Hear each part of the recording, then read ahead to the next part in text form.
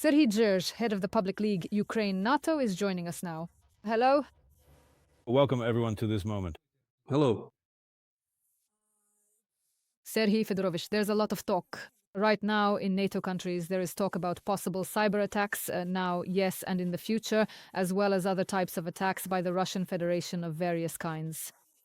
But so far, from a military standpoint, as I see it, the Russian Federation is not being considered as an aggressor.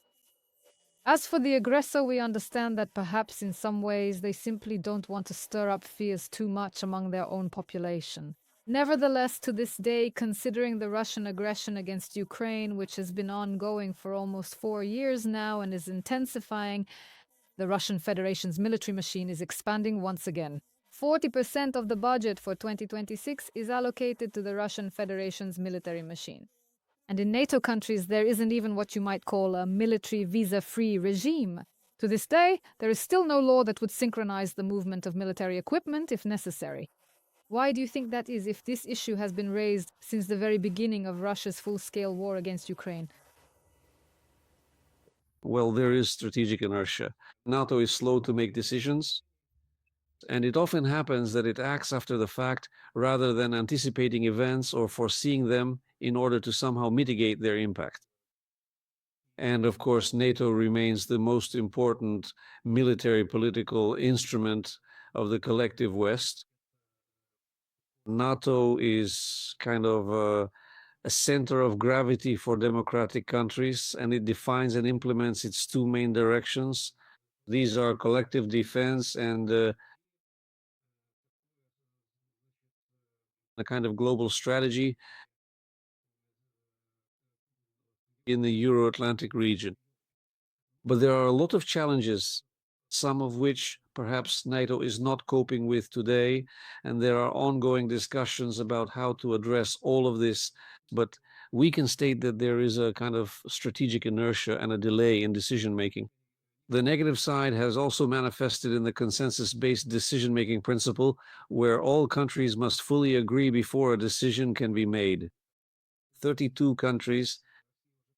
Russia has already figured out how this works and is looking for weak links that could block collective decisions. We see Hungary's behavior, which is blocking the supply of weapons to Ukraine, and even on a political level is blocking the adoption of political decisions.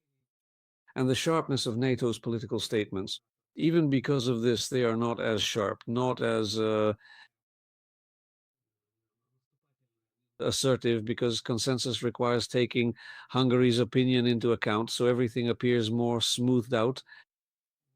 And another important point in general is how NATO responds. This is, of course, the divergence in threat assessments. That is, the countries of Eastern and Northern Europe assess the threats more adequately. Threats from Russia, while the countries of Southern Europe and some Western European countries are more focused on issues of migration, terrorism, and events in the Middle East. That's why it's so difficult to develop a common solution here on how to counter the Kremlin. And if we recall cyberspace, this is already the fifth domain where war can take place. War happens on land, in the air, at sea, and in space. And the fifth domain, where it is all recognized as a theater of military operations, is the cyber domain. That's why NATO is also developing certain headquarters here to counter Russia. But it seems to me these issues are progressing successfully for now. If you are in contact with your foreign European colleagues, perhaps some of them represent, as you mentioned, Southern Europe or the far western points. We can talk not only about Italy, but also about Portugal, Spain, and so on. And what do you tell them about this sense of greater security? If we're farther from the borders, then accordingly we can feel more or less, well, okay.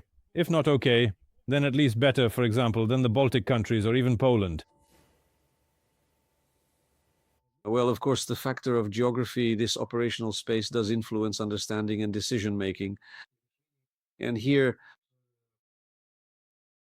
there is the position of the authorities, which also shapes the public's understanding of the threats that dominate in people's minds. But now there's a growing realization that there are problems. First of all, it's the weakness of the European military-industrial complex, especially in Southern Europe. And this, first of all, well, they've started working on it. Basically, there's a program, funds are being allocated, and it's possible that Europe will strengthen its capabilities in armaments, in the production of military equipment and ammunition. All of this will happen in the future. But the second factor that contributes to uncertainty is the unpredictability of United States policy. Transatlantic unity has always been the main factor that strengthens Europe's security. Europeans were proud that the US had their back in every respect, and many concepts for repelling aggression from the East assumed that the Americans would come, and together with them we would repel any offensive coming from the Soviet Union or later from Russia. But today, given various statements from the US and the emphasis on such isolationism, many in Europe realize that they need to rely on their own strength. And if it's their own strength, then they need to unite everything, all European capabilities. And when it comes to European security capabilities, that also includes Ukraine and the Ukrainian partner. And here, of course, a different understanding is emerging in both Germany and France, even regarding Ukraine's admission to NATO. These countries used to block Ukraine's entry into NATO. Why did they do that? Especially since they themselves had no intention of defending Ukraine. They didn't even intend to defend themselves. Everyone was counting on the Americans. And today, reality has shown that France and Germany might not defend the Americans either. In fact, in that case, Ukraine would have been useful, would have helped. But this understanding is coming too late. Well, not too late yet, a bit later. But now there are other players. That is, we now have Hungary and Slovakia who are blocking Ukraine's entry into NATO to a greater extent. And the US position has changed. But overall, Europe is considering new options for strengthening security configurations. And in this process, of course, it is very important for Ukraine to participate. NATO is considering the possibility of more aggressive actions. In response to Russia's provocation, this was stated by the chairman of the NATO Military Committee, Admiral Giuseppe Cavo-Dragone.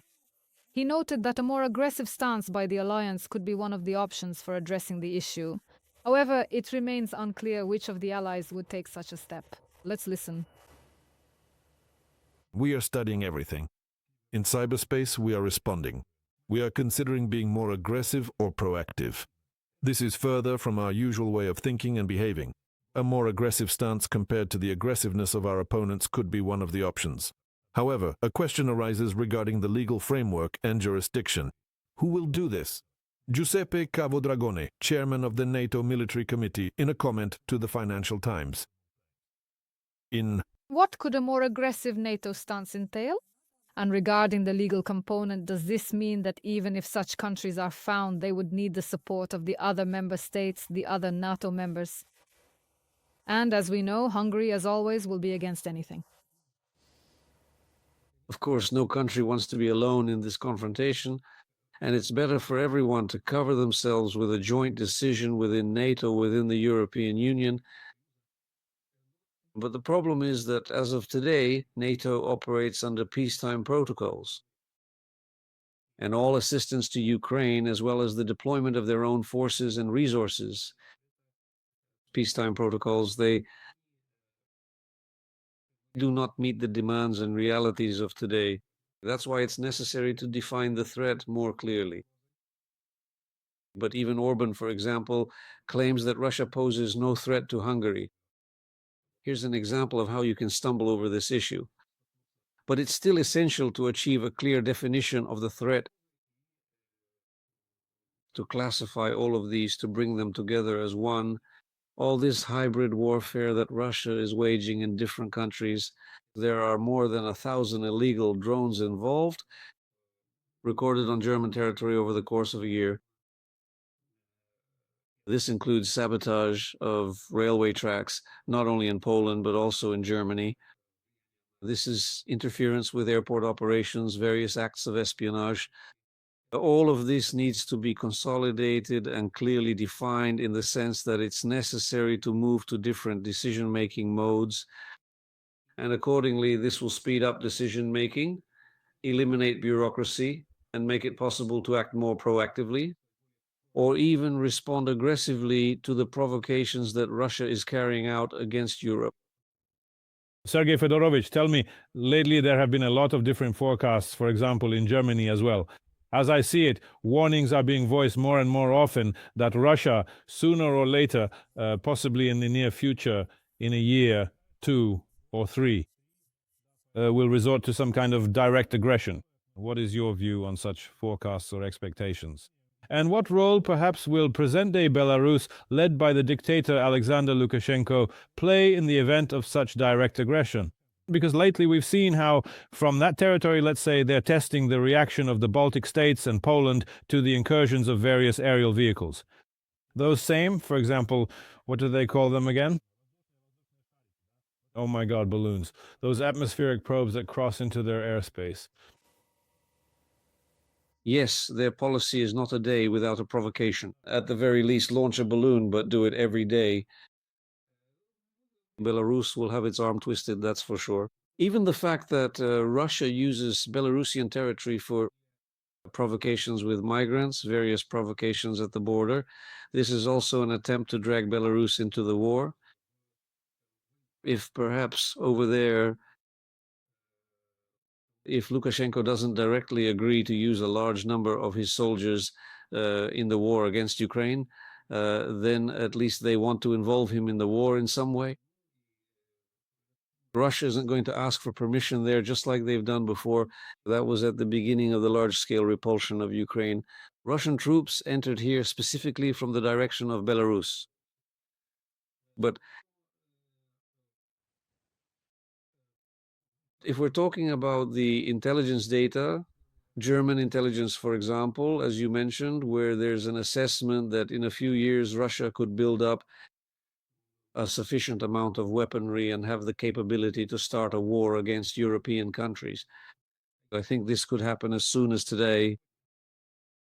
Russia doesn't need to postpone anything. We're not giving them any hints, but it's clear that if a few years go by, then not only will Russia be building up its capabilities, but everything in Europe will change as well. The military-industrial complex will be strengthened. A decision has been made to allocate 5% for defense, but as of today, that's not the case yet. The warehouses in Europe, so they've been depleted. Maybe not completely, but they've been depleted because of the aid to Ukraine. That's the first thing, the decision to allocate 5% of GDP to their own defense. But that's still something for the future. In other words, that's planned for next year. All of this will develop according to plan. That's why today, especially considering the complicated relationship with the United States, this uncertainty, for Russia, this is actually a convenient time to start intensifying this active phase of hybrid warfare against Europe. Absolutely. Thank you very much, Sergei Fyodorovich, for joining us. Serhii Dzherzh, head of the Public League Ukraine NATO, was with us on the line.